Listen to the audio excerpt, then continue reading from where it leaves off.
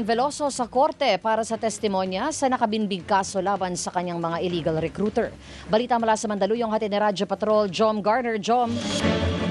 Rika, muling nanawagan ng iba't ibang grupo para sa tuluyang pagpapalaya kay Mary Jane Veloso sa pamamagitan ng noise barrage sa harapan ng Correctional Institution for Women o CIW sa Mandaluyong City. Sigaw ng mga grupong Migrante International, Kadamay, Gabriela at Bayan Muna, bigyan na ng executive clemency si Veloso na inilipat sa Pilipinas mula Indonesia noong 2024 matapos ang halos 14 na taong pagkakakulong dahil sa drug trafficking. Ito rin ang paulit-ulit na panawagan ng mga magulang ni Veloso kay Pangulong Marcos Jr.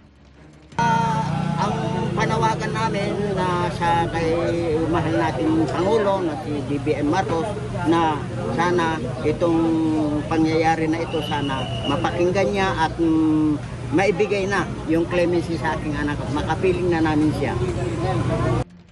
Kasabayan ang pagharap ni Veloso ngayong araw sa Mandaluyong City Regional Trial Court Branch 210 sa loob mismo ng CIW para sa mga nakabinbin nitong kaso laban sa kanyang mga illegal recruiter. Target ng korte na matapos sa loob ng isang araw ang testimonya ni Veloso alinsunod sa one-day examination of witness rule.